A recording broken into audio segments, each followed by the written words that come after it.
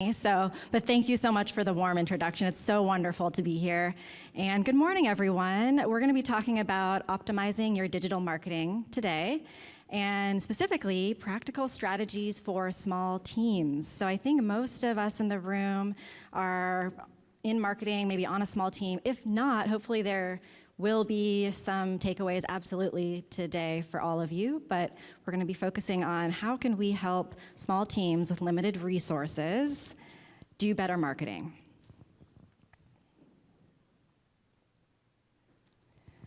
All right, so a little bit about Avenue. We are, as Jesse mentioned, we are a B Corp and 1% for the Planet digital and social media agency based here in Portland, working with social impact and purpose-driven organizations. And we also partner with ThinkShout. So big shout out to ThinkShout. We love you all, do amazing work, and so it's amazing to be here together. We focus on 3 core services, so that brings us to digital marketing today. We do paid advertising, we do website optimization, AI optimization, and then organic social media and content with influencer marketing. You could say is our 4th service, but really falls under our social media bucket. So you have our presenters, and I'm actually very excited for you to hear from our team, Jasmine and Megan. They are the true experts here in the digital space. So we will go ahead and get started. We're going to focus today on where to focus, and then specifically diving into your website foundation, as well as efficient content marketing strategies. And then we'll finish with a live workshop. And when we were thinking about this session and all of you and what Jesse had shared about challenges that you all are facing and had shared in feedback, we really wanted to make this a session where we're delivering as much value to all of you with the marketing questions and challenges that you all have. So we've incorporated this workshop where we'll break out into, you're already in your tables, and we'll come around and we'll sit with you to help talk through your specific questions, challenges, think about the strategies, the things we just talked about today, and how we can put them into practice. And then what we really want to do today is we want each of you to be able to take home at least one thing, an action, a next step, a strategy or an idea that you can take into your team or organization tomorrow. So that's our hope, our goal for today. We're gonna have a few minutes at the end for tables to share back their one thing for the session. If you don't feel like you have one of those things, please let us know, flag us down, call us out. We want to make sure everyone leaves with at least one takeaway. Today we'll also be at our booth as well to chat more. So how can small teams do more with less? And I'm thinking this is resonating with a lot of folks in the room here. It seems like a really simple question, but I think that it really isn't. I think that small teams actually are grappling with this on a daily basis of we are being asked to do so much with our marketing budget, with our team of 1 or 2, maybe 3, and we don't really know where to start because there are so many things that we could be doing in our marketing. And every single day there's something new. There's gonna be a new platform, a new tool, a new algorithm is changing, something is happening, and it feels like every single day, or maybe it's week or month, there is a new thing to be worried about and to do. So don't know that this is something that I think so many people are thinking about. And the goal, from our perspective, really isn't to do more marketing, even though it might feel like there's just more and more to do. AI, how is everyone thinking about AI in their organization? But the goal is to do the right marketing. And so again, it's not to do more marketing. We're not gonna be talking about how to do more, but how to do the right marketing today. So I'll take you back to 2021. My husband and I, we had just added to our family with our kiddo, and we looked around our home. It's a really small 2-bed, 1-bath, and are just thinking, this is not enough space. This floor plan, this layout does not work for us. We have a kid, we have a dog. We are now, as many of you know, 2 professionals working from home, needing office spaces. So the math didn't quite add up there. And we decided that because our space was no longer serving us, that we needed to do something about that. So we decided to embark on a remodel, as one did in COVID. and with nothing else to do. And that was when I started to get really excited. Either my phone heard me, the algorithm started shifting, all this information around the different things that I didn't even know were possible that I could do with our home. We just needed sort of 2 dedicated office spaces, maybe a better layout because I wanted to be able to see my kid from the kitchen. And in my mind, all of a sudden, I was knocking down every single wall in our house. I was thinking about all of the light fixtures, all of the things that we could add to the house, interior design consultations, let's repaint the house, let's do some stuff with the numbers on the outside, everything. There was so much to do. I was trying to basically rebuild our house from the ground up, which we didn't really need.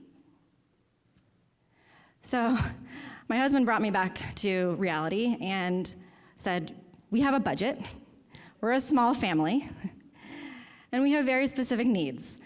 We just need 2 dedicated office spaces and maybe a little bit of a better layout floor plan to fit our growing family at the time.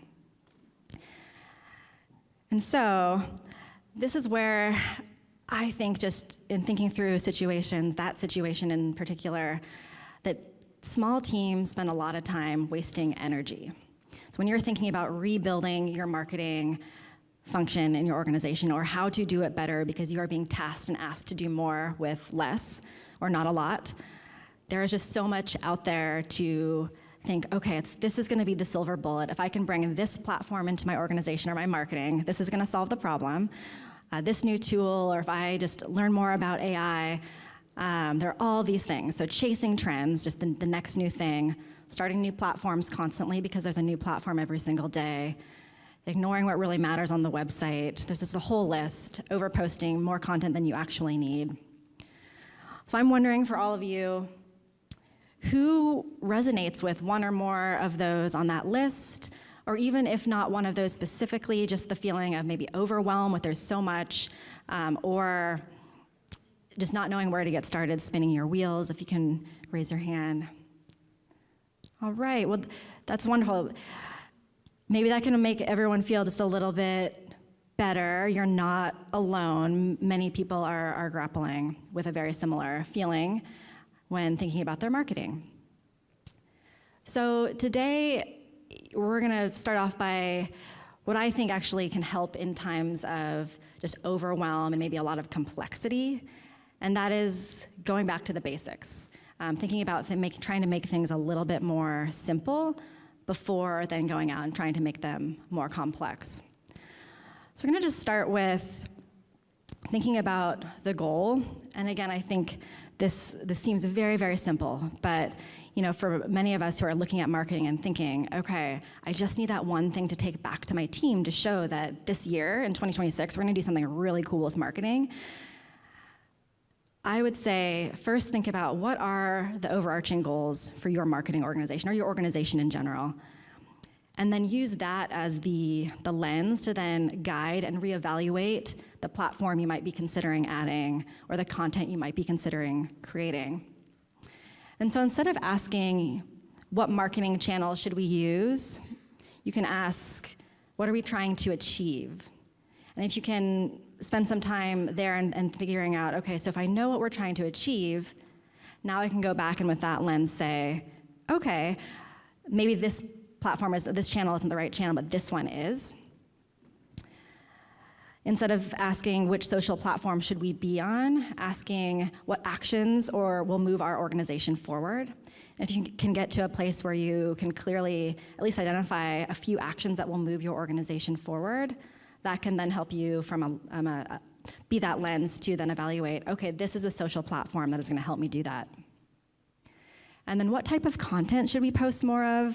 Again, another way to look at our question to ask instead would be, what does success look like? And if you know what success looks like at the end of 2026, if you're standing in front of your team, then you can go back and reevaluate and say, okay, now I know how to evaluate the performance of my content to know which content to post more of.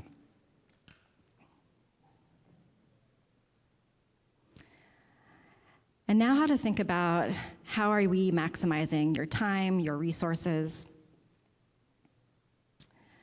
So you can ask, is this something we actually control? Because a lot of what we put out there online, we don't have full control over, the algorithms, et cetera. Do we realistically have the time to maintain this? Does this support our main goal? Will this still provide value long term? If the answer isn't yes to most of these or all of these, and I'm sure there are many questions that you can also think of to ask as well, then it may not be worth prioritizing right now. It's not to say it's not something to do in the future, but it might not be the right thing to prioritize right now. And then build a plan. Again, back to the basics, and this seems really simple, and it really is designed to be simple. And I think what most people don't realize is that when you actually have a plan or something written down on paper to go and do, you're actually more likely to then go and do that thing. So by having the plan, you're more likely to then execute that marketing in your organization effectively. And so having that, the next steps, having the framework to think through and evaluate goals and objectives can then help you be ready to move on to sort of the next step in the process, which is building the foundation. And the way we look at this, and you'll hear a lot more from the team, is the website. So this is really your digital hub, the platform, the launch pad for where people are coming to explore. It's their jumping off place. This is one of the core pieces of your foundation. So if you have the plan, and we're gonna help share a lot of strategies and some tactics here today to implement, now you're ready to start building this. Secondarily, content. So these are the stories, the experiences, the events, everything that you are sharing to promote that from your website. And then the final thing, and this is what I like to personally just call sort of like the sweet treat. These aren't things that we are gonna focus on today, but let's say in your organization you get to a place where, okay, you feel really solid, you've built the foundation, you have the plan, you got the goals, you're sharing the content. There absolutely are probably infinite opportunities to explore. So some of those are social media, paid advertising and promotion, lots of things to sort of add on to the top.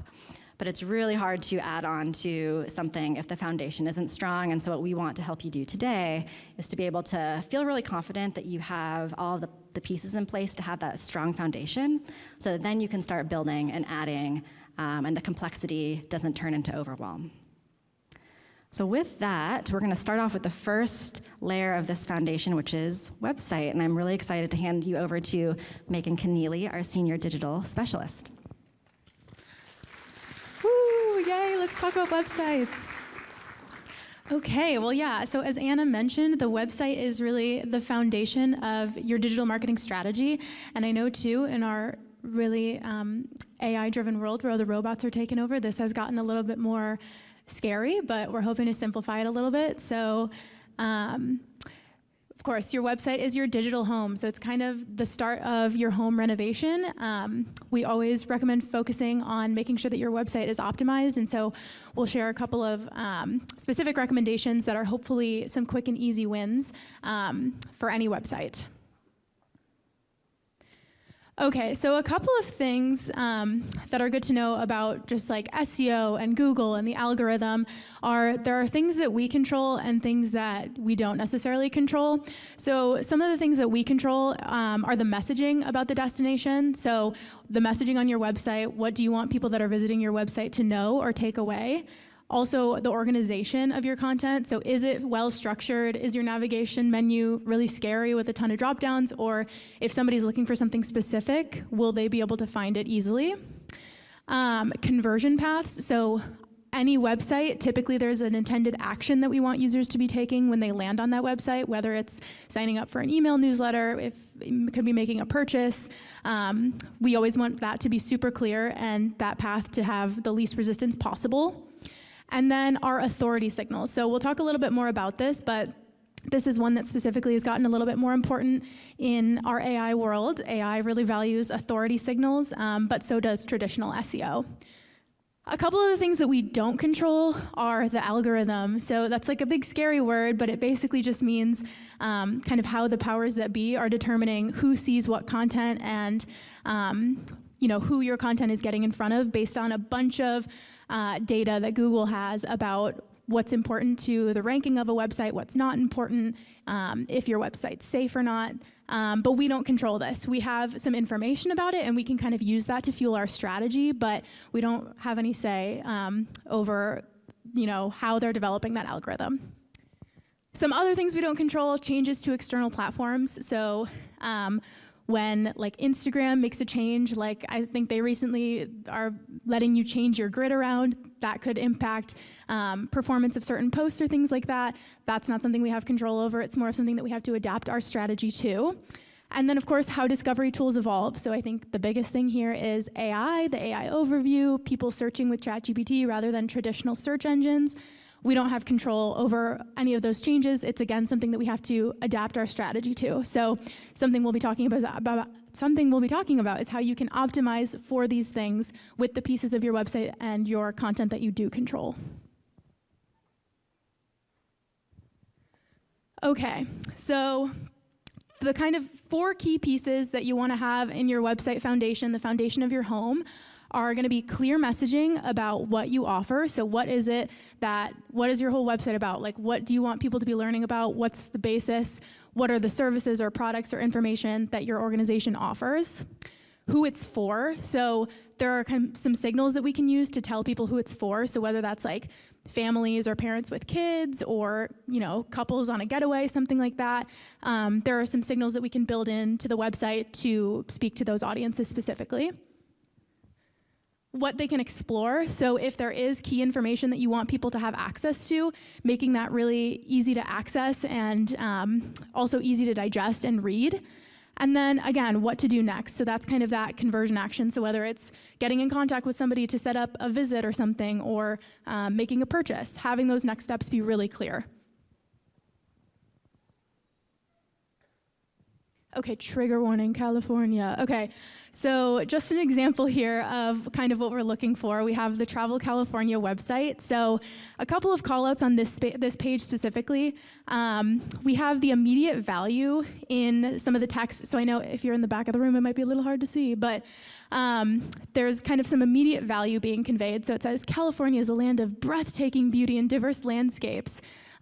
Oregon is better, but we know that there's some truth to that, at least when they're writing it. So there's an immediate value capture there.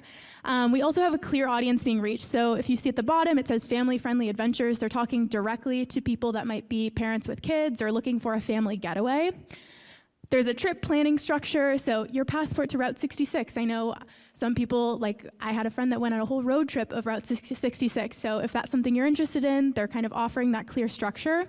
And then the biggest thing is probably really clear calls to action. So they have a couple here.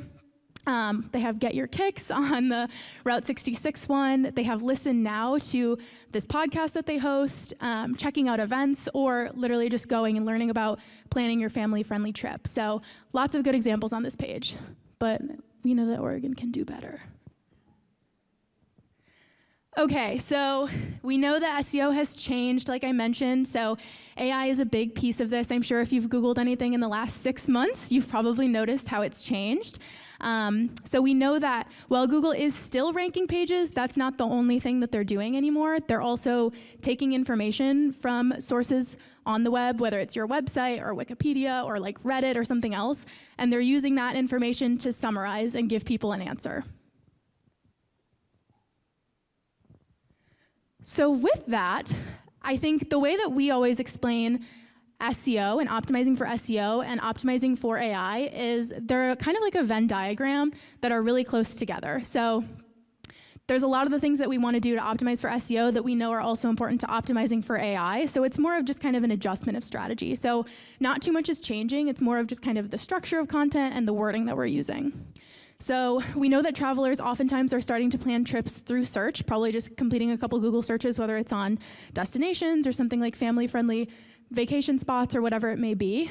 And we know now that instead of maybe clicking on a website or like some kind of list that's like, oh, 5 places to take your kids, that information is now available directly within the search engine results page, and it's being summarized.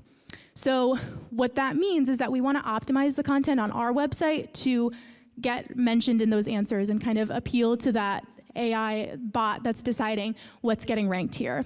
So when we organize and structure our website copy in a way that appeals to the way that AI kind of crawls and pulls that information, we can kind of increase our chances of being cited there.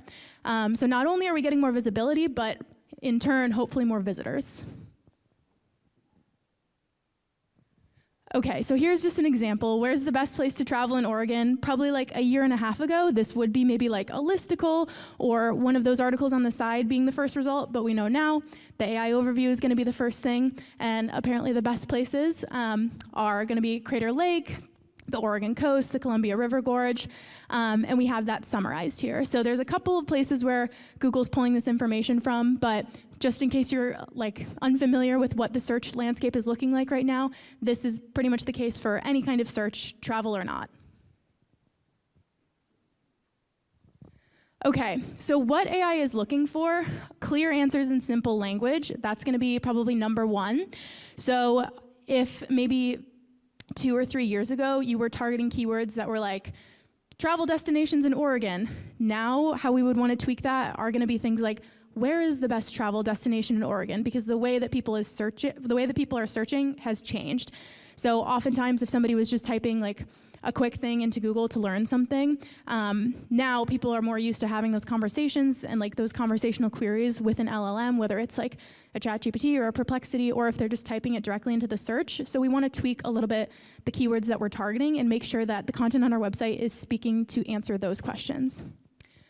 Also on that note is structured content. So a lot of this happens on the back end, but a lot of it also happens in the stuff that we control and the actual website content as well. So we'll talk a little bit more about this, but one thing this looks like is like if you're writing a blog post and there's certain questions that we're answering, having those questions built into the content as like subheadings, because then we know if somebody's searching for this question, we've then delivered the answer in a really concise AI-optimized way, and we're increasing our odds of being pulled into the AI overview.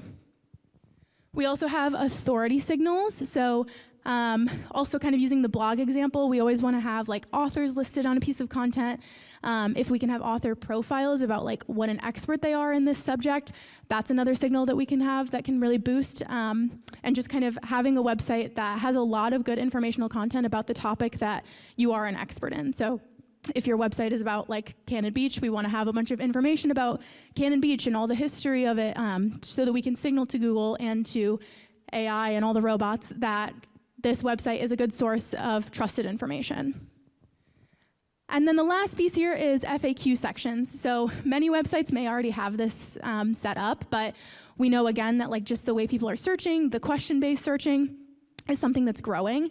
And so if we have some of those questions targeted on our website in FAQ sections, that's again another way for us to appeal to the algorithm and the AI overview to get that content cited on the first page of Google.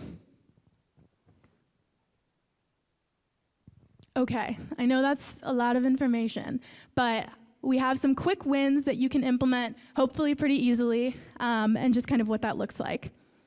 So number one is gonna be, again, to add FAQ sections to key pages. So if you can think of maybe like 3 to 5 questions that you know people are often asking themselves when they're planning a visit, put that content on your website, have it answered, because then not only is that probably clearing kind of the path of resistance to actually booking a trip, but if somebody's Googling that question and they're brought to your website, that increases the likelihood of them booking that trip with you. So, I mean, I'm sure you all know the questions that people are kind of asking, but could be things like, when is the best time to visit? What are the best things to do here? What are things that I should build into my itinerary? And just kind of thinking about that and how you can work it into the content on your site.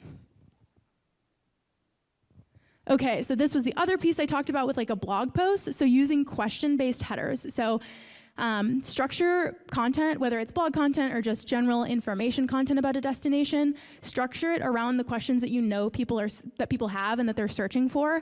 If you have access to that data, even better, because then you can cater it directly to that. But question-based headers will help the search engines and the LLMs understand your content and kind of digest what information you're serving. Okay, writing TLDR sections. So if you are not familiar with what a TLDR is, it basically is like, this was too long, I didn't read it, I need a summary. And this is something that we've started implementing on the Avenue website into our blog content. So if you're writing all of this like really helpful informational content, that's great, and you're kind of building your website as a source of authority and kind of a trusted source. But there's also value in kind of putting a summary at the top of that that says, like, here's the key takeaways about this, especially if that content is answering a key question that people might be searching for.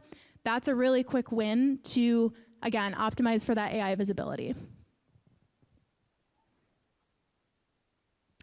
Okay, and then the classic SEO move of refreshing your title tags and meta descriptions. So if you're not familiar, a title tag is basically the page title of whatever page you're looking at, and then the meta description is often not something that's user-facing, but it does contain information about what's on your page.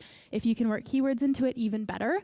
But we always recommend just kind of regularly monitoring and updating these things because these are gonna be key pieces of information that tell search engines, here's what's on my website, here's what's going on. And it also does tell users about what's on your website too. So always use concise titles that include that are like a good summary of what's on the page and kind of what's covered here. So we have an example there, and then some examples of meta descriptions as well. So you can play around with this, and we always recommend working keywords in, but it should be a little bit more informative and written in a way that would help a user understand what's on the page, but would also help a search engine or like an LLM understand what's on the page.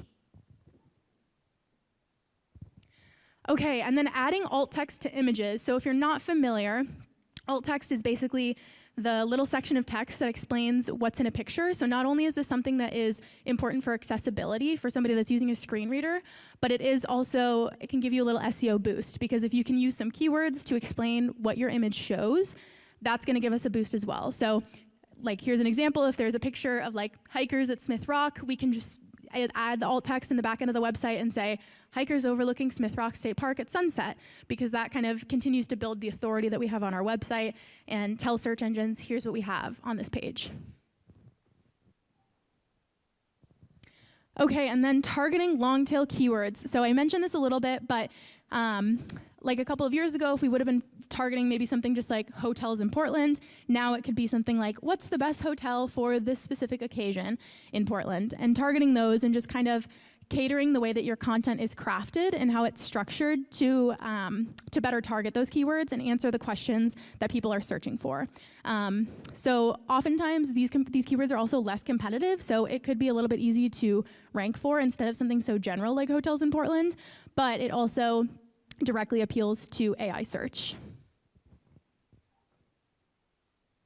Okay, so just a checklist, a little overview of what we talked about. Maybe take a picture, take this with you, mark it off as you do them, but adding FAQ sections to pages to tell people like the questions that, answer the questions that people are looking for in your areas of expertise, using question-based headers, writing a TLDR on any long-form content, refreshing your title tags and meta descriptions, adding alt text to images, and then targeting your long tail and question-based keywords. Okay, we've talked about website, we've talked about SEO. I'm gonna hand it over to my teammate Jasmine to talk about content creation.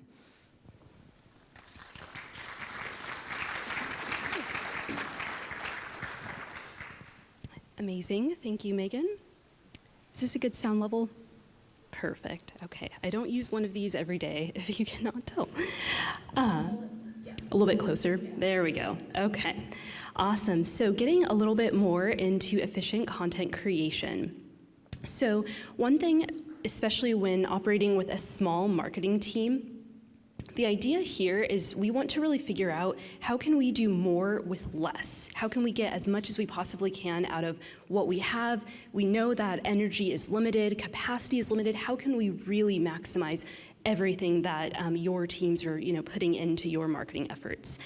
So the idea here is to build once, distribute many. So that's a nice little reminder that you can keep in there. So thinking here of like, how can you take one key idea, one central idea, and turn that into a number of different content pieces. So for example, if you have one blog post that goes into a lot of detail about your business or an upcoming event, a core service that you offer, how can you take that valuable information and splice that out into a couple of different social posts that might go on LinkedIn?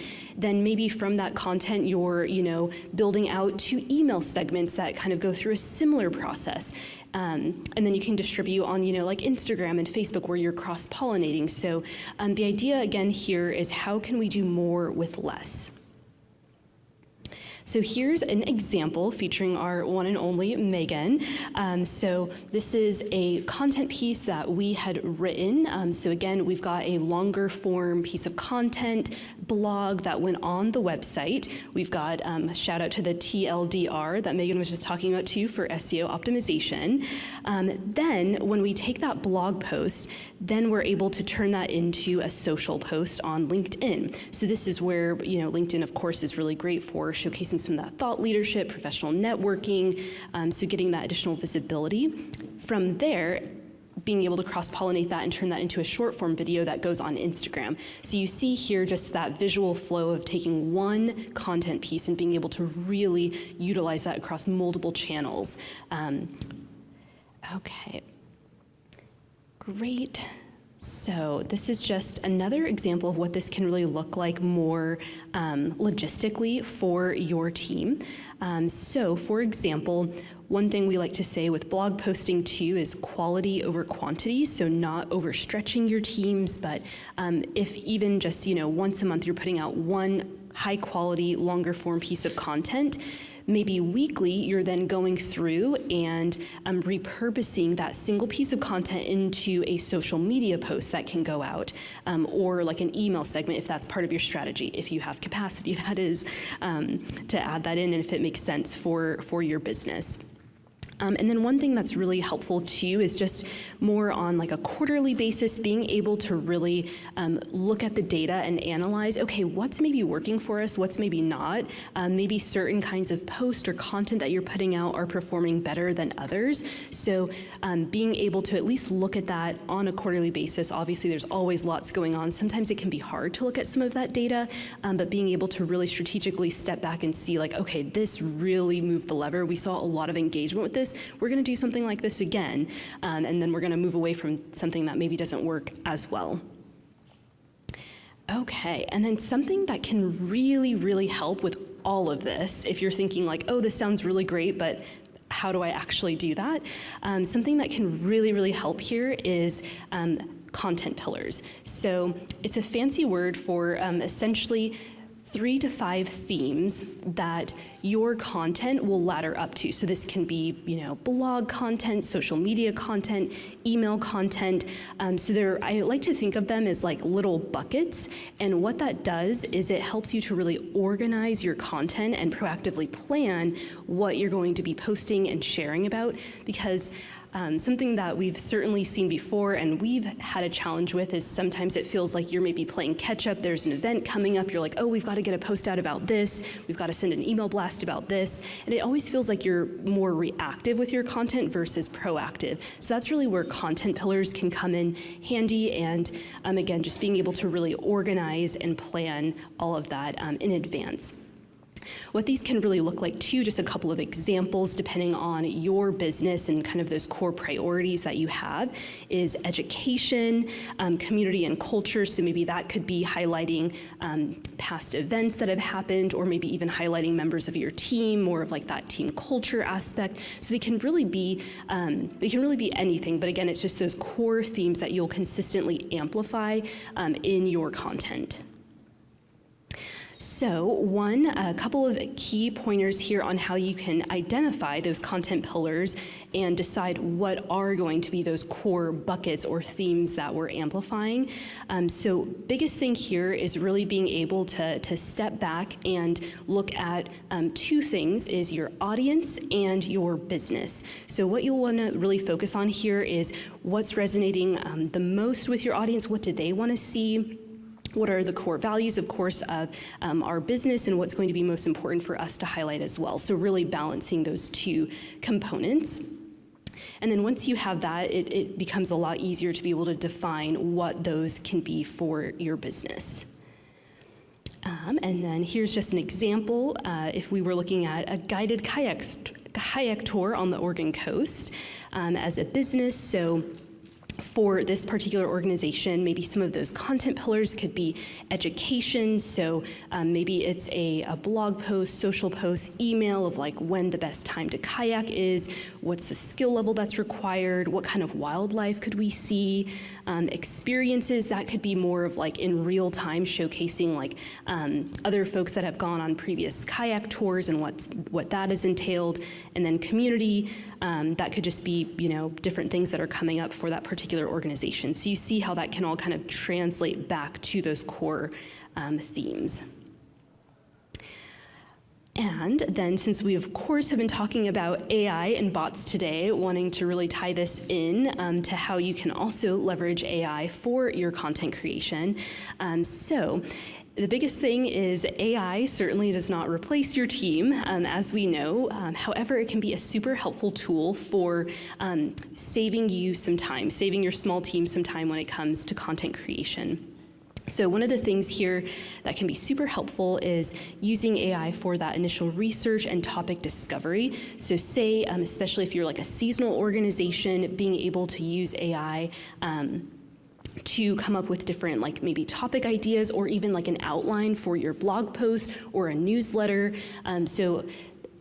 That's something that can be super helpful here, and we won't go into too much detail on it today, but to take this a step further, with incorporating AI, another super helpful component here is having like a content calendar. So that's also just a fancy word of just like a spreadsheet essentially that has a list of like, okay, this is what we actually want to be posting about in the month of April. And you're able to, you know, share that with your team if there's an approval process. It's just something where you can tangibly see what's coming down the pipeline.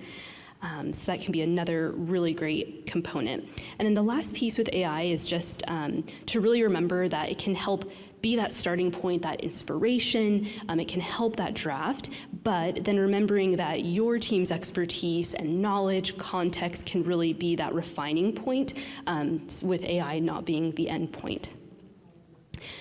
So to really put it all together here, how all these things come together for efficient content creation, how we can do more with less, is again just starting with those core ideas, seeing where you can apply those across your different areas, using AI for that inspiration discovery component, and then as I mentioned, as you're able, at least on that quarterly basis, being able to analyze and understand, okay, what's really working well, where do we need to lean into and maybe pull back from.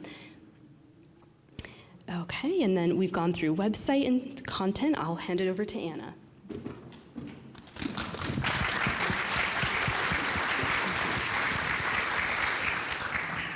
All right, well, we are reaching the end of the scheduled programming for our team. But to sum it all up, we talked about the foundation. And so today, as we move into the workshop portion of the session, just to be thinking about, okay, if there's questions that this has maybe sparked some ideas for you, some thoughts, some additional questions about your website or your content, or even if there were additional opportunities in the social media space, the paid advertising space that you came into this room today wondering about, we are here to answer those questions. So I think what I'd like to leave all of you with is thinking about how do the things that I heard about today help me think about the question of how can small teams do more with less? And then just remembering that you do not have to rebuild your marketing program from the ground up, that it is really about how to do the right marketing. The goal is not to do more marketing, it is to do the right marketing. So as we move into the session, I just want to say thank you. There's a lot of information that the team shared on the slides. So if you want to get the slide deck, there's a QR code on the right-hand side for that. There's also an opportunity that if you would like to get a free audit for your organization with additional questions and actually talk with one of our team members, Jasmine or Megan, or someone else from our team, there's a QR code on the left for that. So this will be up at the end. I'll pause just for one more moment if anyone wants to grab those. And then we're going to move into a brief Q&A. So if there are any questions, Jesse is actually going to come around with a microphone. So feel free to raise your hand if you have a question.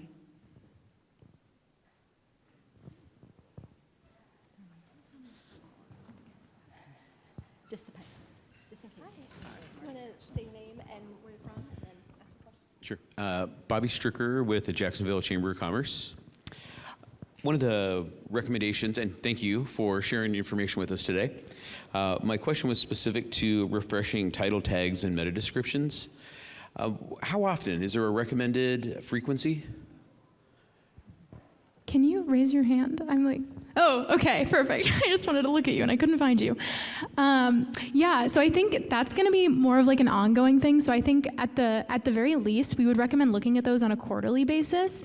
I think if you can kind of look at the data about how often people are actually clicking through to your website, that's kind of a good signal to use to, like, if you see, so I don't know if you all have Google Search Console set up, but that tool does give you some good data for that. So if you're able to see that you're getting a lot of impressions on a page, but not a lot of click-through rate, that's going to be kind of a clear signal to maybe look at making some changes there.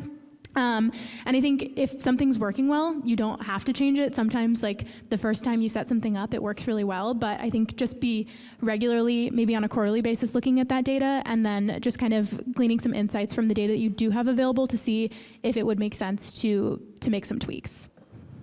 Thank you. May I ask another follow-up, or it's a little bit of a different? With ranking and AI authority, and how you rank, we have Travel Oregon, and we have our regional DMOs that use a lot of the same information or share a lot of the same stories that we do as smaller entities. And how do we compete in that? With SEO dollars and the authority ranking in there of the content, it's going to be similar. And coming from a smaller town with a smaller budget, how do we? I don't want to heavily invest if I'm competing with somebody that's already telling my story and going to bring traffic to my site anyway. Yeah, that's a great question. So I think it's definitely a challenging space, and I think too right now we don't have a ton of data available to us just about like AI performance and performance overall in like the AI overview and just how a website is performing.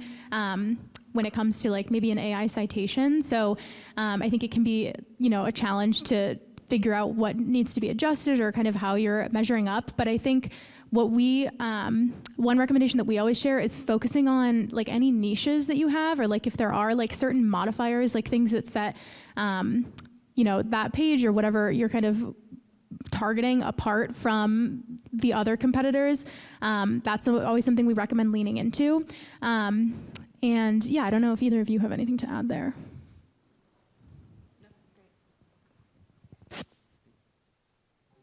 I'll add something. And that from what I've learned about AI overviews, the summaries that they provide you are based on what information they find is really consistent across pages, across websites. So like, they're not looking for unique information, they're looking for things that are kind of duplicated, and so that they can verify it a bit more through the algorithm. So having, the best facts about your destination on your site and on Travel Oregon really does help potentially bring more awareness and bring it to the top of those AI summaries. So it's not in vain. The work is not in vain. One thing I would add to that too, I love that because I think something we started testing probably like last year was if there are certain questions that that your website contains the information to answer and be the authority on, do a search and see what's ranking, like what is getting that top position now and what's being cited, and like kind of like, oh, you can copy my homework but change a little bit. Like that's kind of a really effective way to then move up your own ranking, because then you can see like, here's what Google is viewing as the authority and kind of like the truth on this information. Yeah, perfect. Thank you for that question. All right, over here. Okay, I see you. I'm going to stop right here and then over here. Okay. So I have a small startup e-bike rental business. I can't cater to children. My insurance doesn't really allow it, or it's prohibitive in cost. And I really grapple with Do I say that up front and turn away parents that might someday think about, together vacation without the kids? Like, how do I balance this, right? I don't want to turn them off because all couples need a getaway, hint, hint, without the kids. So does that make sense what my question is? Like, what's the better way to go? Do you just be upfront and say, nope, can't take kids, don't look at me anymore? Or do I entice you to explore this and maybe think about a someday vacation? Yeah, I do have some thoughts on that overall. So I think while it may be really tempting to say, okay, if I can just get someone onto my website and then they explore all the other things that I offer, that's going to be beneficial. I actually think that in the long run, you'll be better off by just focusing on the core of what you do. You may get some sort of, erroneous searches that are just, they land on your site for whatever reason. But that from a authority standpoint, you're going to be best served by delivering, your best information on exactly what you offer and not trying to do something else. Great, thank you. Okay. So many good questions, and I think maybe we'll take one more because I'm just looking at the time, and we will also come around to every table, and feel free to get your laptops out and ready. We're happy to look at websites with you. So go ahead. When you talk about not overposting for blogs and for social, as web traffic goes down and organic is getting less reach and our timelines are less timely, what does that look like? For a long time we were all posting at least once a day. What are you recommending now for frequency? And are you seeing any longevity in social posts that we weren't seeing before? That kind of thing.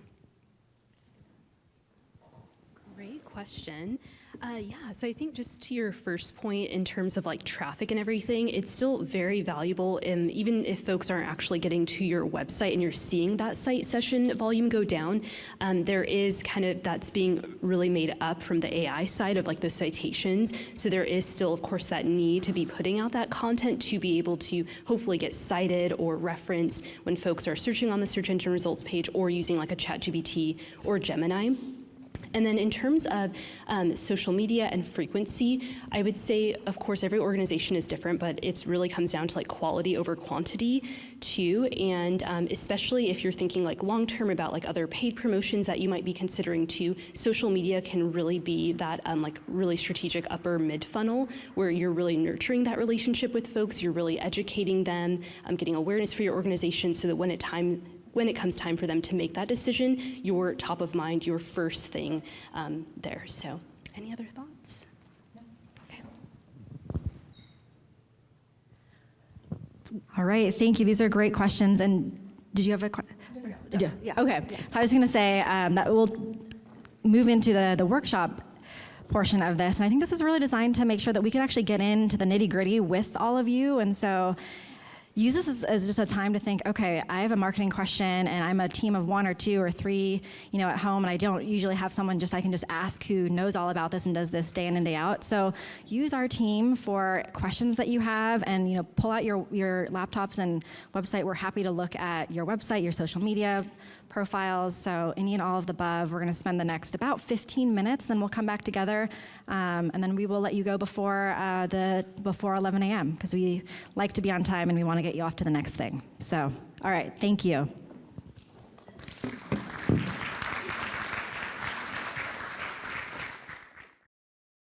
All right, everyone, I'm going to sadly bring everyone back to the room, to the front of the room really quickly. I'm so sorry, the time escaped me. And for any tables that we didn't get to, I'm sorry that we didn't get to sit with you. We are going to be out at our booth out in the front as well. But I wanted to keep my promise of letting everyone out on time at 11 a.m., and it is 11 a.m. now.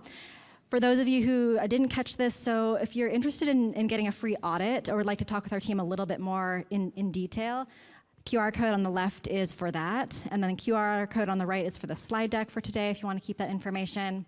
And thank you all for being here. We had so much fun. This is what we do. We love doing it, and it was fun to get to talk to all of you today. So have a great rest of the conference.